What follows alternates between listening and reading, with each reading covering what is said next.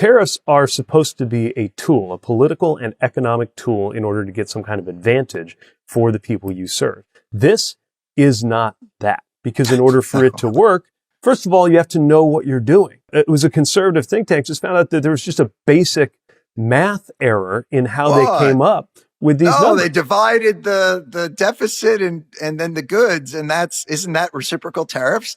Isn't that how it's done? It's not, it turns out. And that actually matters. The American Enterprise Institute, a conservative think tank, now points out their plans contain math errors, serious math errors. And now a recession has gone from being viewed as pretty unlikely a year ago or even 3 months ago to being viewed as better than a coin flip by most of the people who have spent their lives figuring out whether we're likely to go into a recession or not. It is a frightening cocktail. What's up, everybody? Major Retired Richard Ojeda here, and Pete Buttigieg and Jon Stewart. This wasn't just another podcast. This was two of the sharpest minds in politics and media sitting down to unpack the rolling dumpster fire that is Donald Trump. At the center of it all, a convenient little ticking time bomb, neatly disguised as trade policy. Trump's tariffs, they're just taxes with a candy coating. Sweet for the rich, bitter as hell for everyone else. Look, if you're a billionaire, if you're like most of the people in the president's cabinet right now, or a multimillionaire like most members of the U.S. Congress, then okay, this may not be your problem overnight. You can ride it out. If you're a billionaire, you can probably ride it out. You'll probably be okay, right? Yeah, maybe. But for so many people, this is not a game. This is not just something that's of interest because you like watching the news. Like, this is people's lives. Now we all know Trump's tariffs aren't just dumb, they're idiotic. They're reckless. The constant reversals, pure neurotic chaos. It's like watching a hyperactive squirrel try to cross 6 lanes of traffic. Darts one way, panics, zigs back, launches the other direction, and splat. Only this time, Americans are the ones who gets hit. Investment's not just numbers on a page. These are decisions that very quickly go to our everyday lives. So the biggest things I'm watching is, one, of course, how hard is this going to hit us in terms of prices?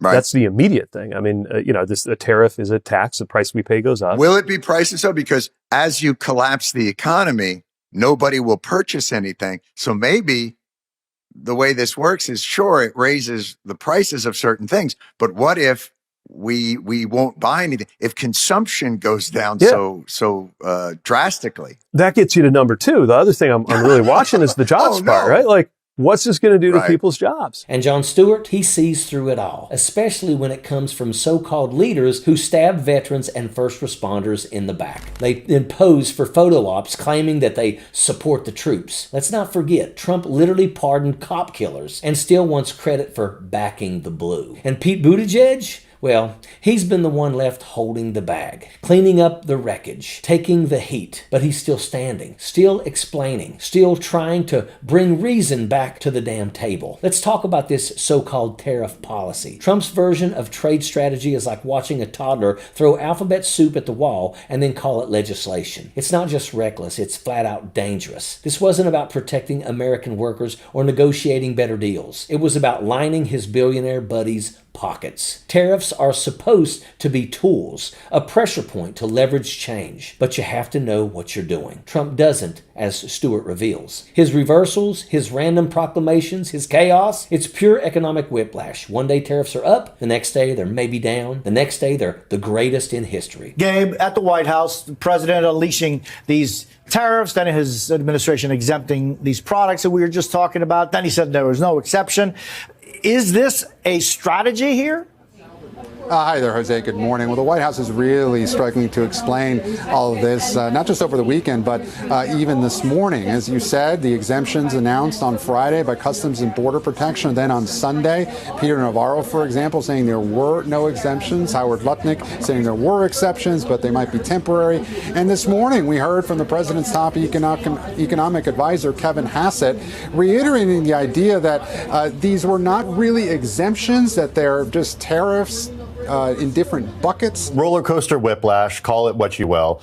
I think it's fair to say there's this sense of confusion. Here's where it gets worse. The American Enterprise Institute, a conservative think tank, warned that Trump's tariff plan isn't just misguided, it's built on a math error. So let that sink in. The formula that's supposed to guide billions in trade policy, it's wrong. And not just a little wrong. We're talking about hundreds of billions miscalculated. Peter Navarro, the guy Trump tapped to build this mess, pushed a formula that actually inflated tariffs. And how did Navarro get the job? Because Jared Kushner liked the title of his book. That was the hiring process. And if that wasn't absolutely stupid enough, Navarro's book quotes a guy named Ron Vera as a source of economic expertise. Except Ron Vera doesn't exist. He's not real. Navarro made him up so he could quote himself in his own book and make it sound credible. Fake math, fake experts, real consequences. And when Commerce Secretary Howard Lutnick, a Trump flunky, a billionaire buddy, another loyalist sycophant, was asked during a Bloomberg interview if AI helped craft the policy, he laughed. Because even these guys know that they're all just winging it. They know it isn't policy, it's a scheme. Meanwhile, you've got billionaires like Ken Langone, the founder of Home Depot and a longtime Republican megadonor, coming out and saying that the whole thing is, quote, bull.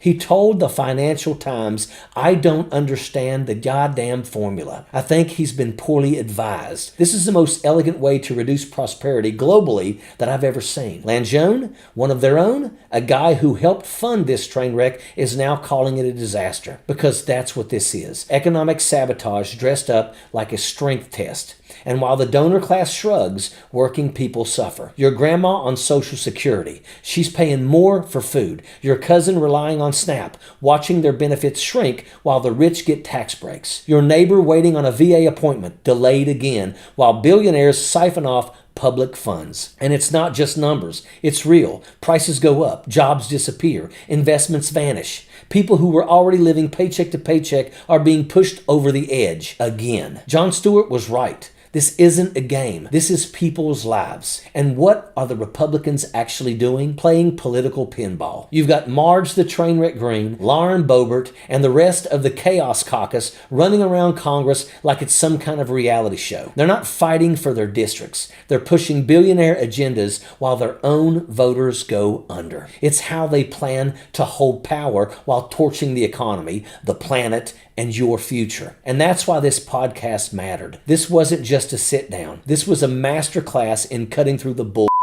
Jon Stewart, Pete Buttigieg, and yes, Donald Trump. The triangle of tension. The truth teller, the fixer, and the fraud. Stewart was the voice of the people. Angry, sarcastic, unrelenting. Buttigieg was the analyst. Clear, cutting, and honest. And Trump is the ghost haunting the whole damn thing. The guy who set the fire and keeps trying to sell you the ashes. This wasn't just a podcast. This was two of the sharpest political minds in the country raking Trump's incompetence over the coals, exposing the grift for what it is. Trump didn't write the art of the deal. He wrote the art of the bogus deal. And we're the ones getting stuck with the check. So if you're angry, good. If you're tired, that means that you've been paying attention. But don't be surprised. Jon Stewart wasn't surprised. Pete Buttigieg wasn't surprised. Hell, none of us should be surprised. Because we have seen this play out. We've watched the incompetence. We've lived through the chaos. And we've laughed just like they did. Because sometimes that's all you can do when the truth is so absurd. And that is an absolute fact. Sappers clear the way, airborne all the way.